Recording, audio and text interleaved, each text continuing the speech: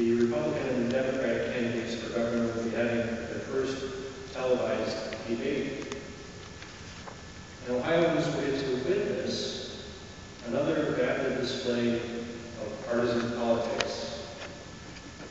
But they will hear few actual solutions to some of the daunting Ohio issues, like a Greece-like budget problem.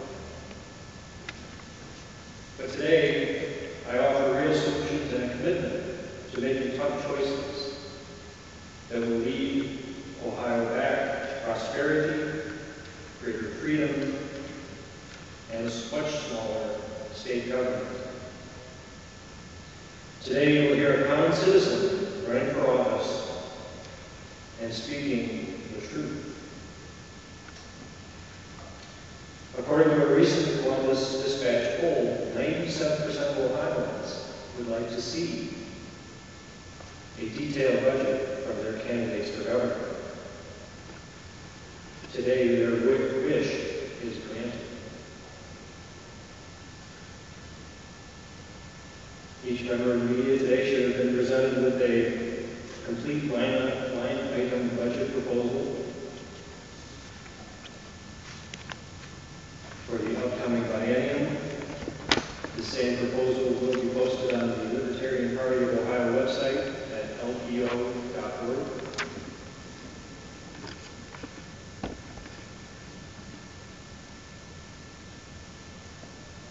Thomas Jefferson said, "A wise and frugal government which shall leave men free to regulate their own pursuits of industry and improvement, and shall not take from the mouth of labor the bread it has earned.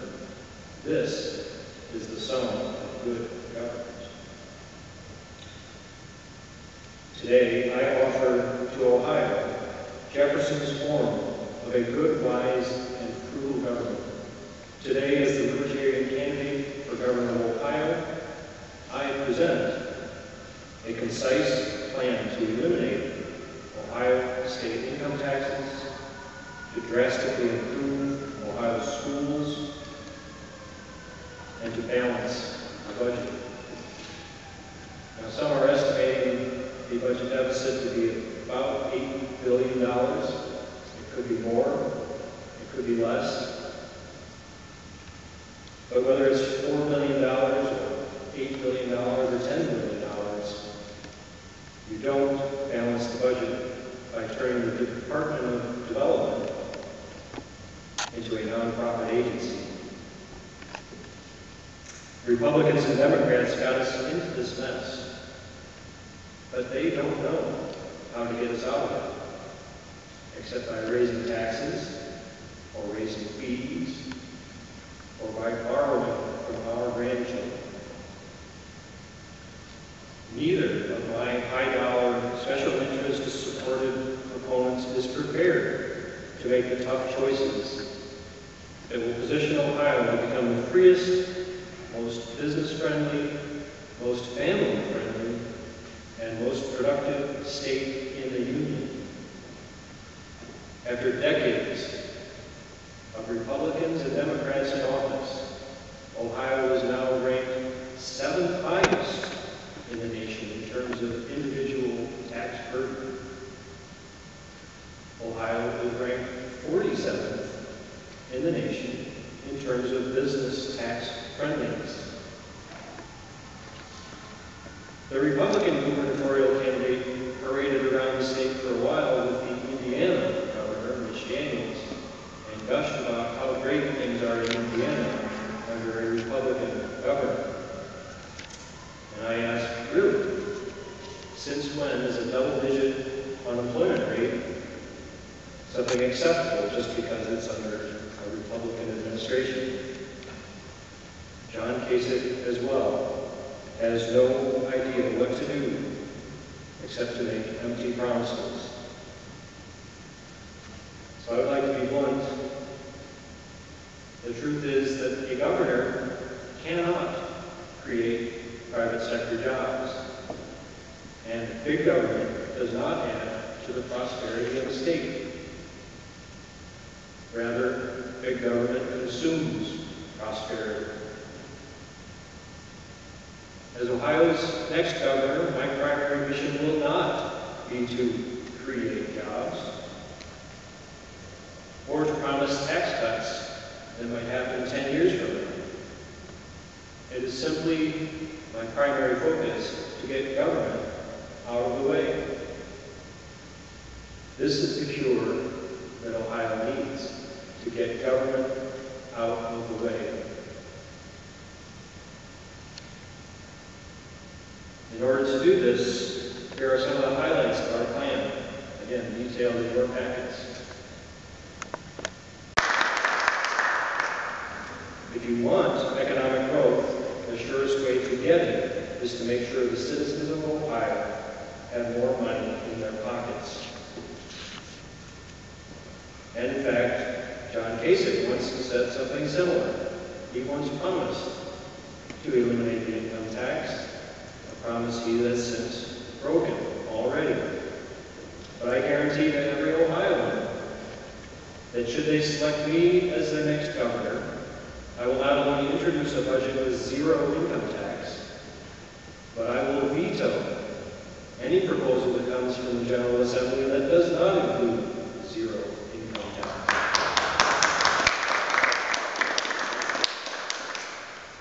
And on top of that, if I ever renege on that promise, that guarantee, I will resign immediately. That's how serious I am. But the only way we can eliminate income taxes is to also eliminate a lot of state spending. In order to make sure Ohioans get to keep their hard-earned money, we have to eliminate runaway government spending. So I'm vowing to cut the state budget by at least 40% and eliminate the policy of issuing state debts also immediately. When your credit card is maxed out, the solution is not to spend more. The solution is to spend less. My opponents fail to grasp this very simple point. To cut spending, you have to cut programs. No other candidate in this race has a concrete proposal to solve the deficit, and both of my opponents actually act defiantly when they're asked to produce something like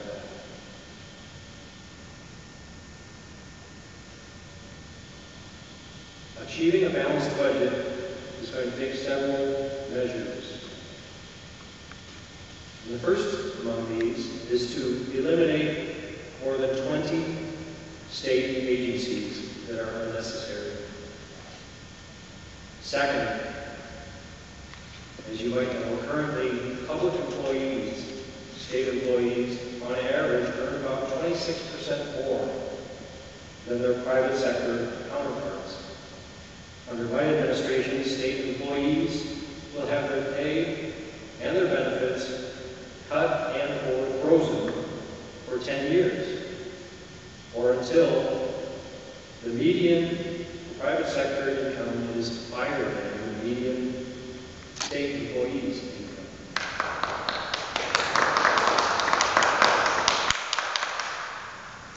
And thirdly, I want to refocus the state of Ohio on its constitutional responsibilities. Government is not an efficient provider of services. All we have to do is look at the federal government to see that. So I want to remove the state as much as possible from extraneous programs and projects immediately and let the private sector take on its natural role. And that brings me to the final major aspect of this budget proposal, which is choice in education. Every day, people choose products and services that they want and that they prefer in a market full of choices. I propose to bring that same power of choice to education. Every Ohio classroom under my administration will receive $100,000 for 25 students. In other words, each student essentially carries into the classroom $4,000. Beginning with my administration, schools either perform well under these conditions, or the parents will be free with that money to find a school that does perform well. This budget proposal will be accompanied by proposed legislation to release the monopoly hold the state has on teacher certification and school accreditation, thus opening up the free market in education. From that point on, schools succeed when parents and teachers are happy with the results, and not based on bureaucracy